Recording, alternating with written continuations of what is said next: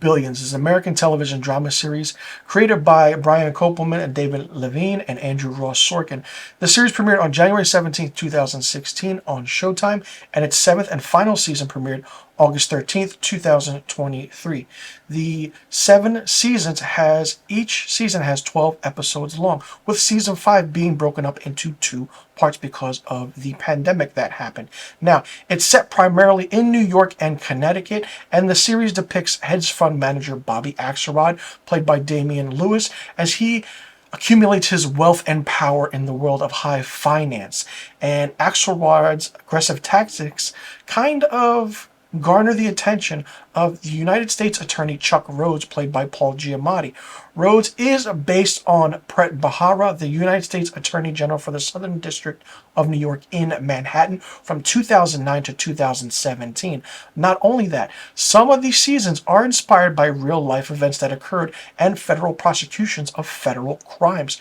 Bharara's 2013 prosecution of hedge fund manager Stephen A. Cohen of SAC Capital Advisors loosely kind of influenced the first season of this show, while the Solomon Brothers' 1991 manipulation of the U.S. Treasury bonds inspired the second season. There are also minor subplots all in the 7 seasons, and not only that, you have the character of Wendy Rhoades, played by Maggie Siff, who is married to Chuck Rhoades.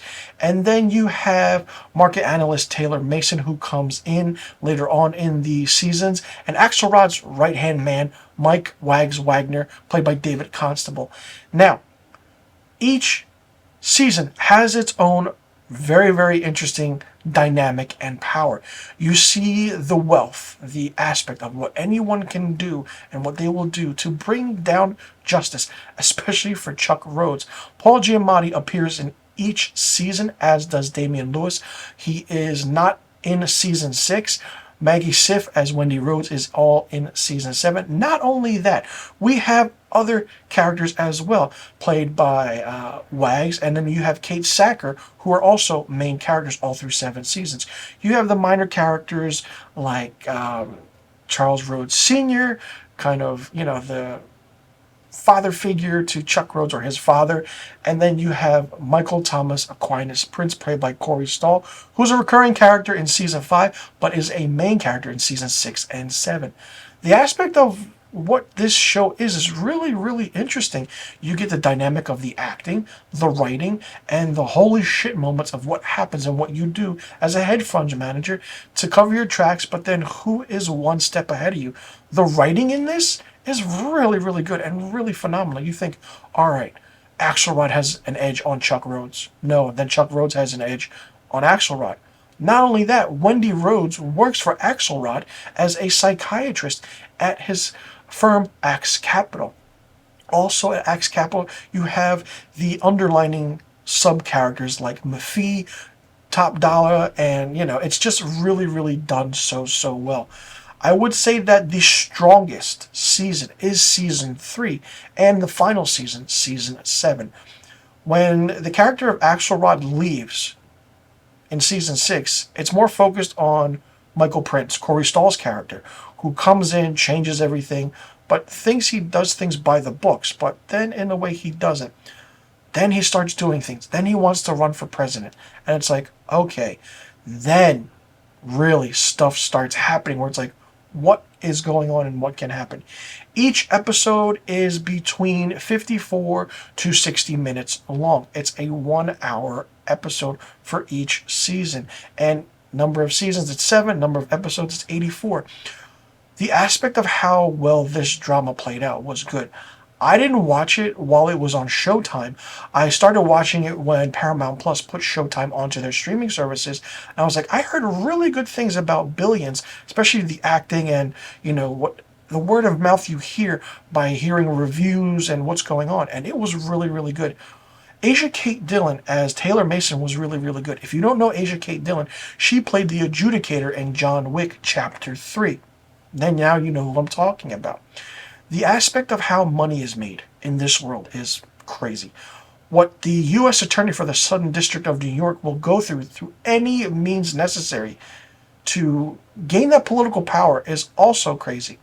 Not only that, you have actors in this who are recurring characters in their recurring roles, and you're like, oh, I know who that is. I know, I've seen them in other TV shows or movies. Well, yes, you have. And when you do, they add the aspect of, wow, how did they get that actor or actress on this show? It's not really long when you see how short of a role they have, but they do play major roles in how the story progresses. The acting is great. Characters are fine. The only thing I didn't like about this show is that the writers don't know or didn't know how to write women characters. For a while there, for the first, I want to say 4 seasons, the character of Wendy Rhodes was really annoying at times. Nothing against Maggie Siff, she's a phenomenal actress, but the character of Wendy Rhodes felt like she didn't do anything up until season 5 and then on. The strongest character in this is Chuck Rhodes, followed by Axelrod, and then Michael Prince, then Wendy Rhodes.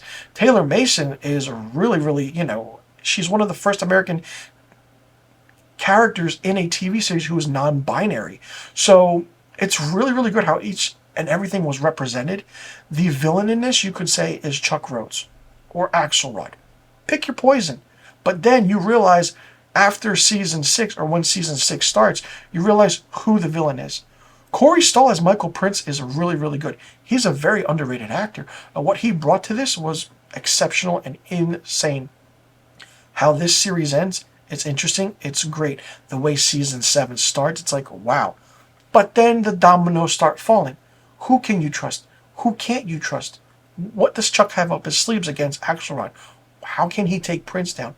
Chuck Rhodes' main agenda is to get rid of billionaires in the country. Of course, yes, you also see some aspect of real-life billionaires on this show, like Mark Cuban, to name a few, and then some sports icons like Kareem Abdul-Jabbar is in this as well.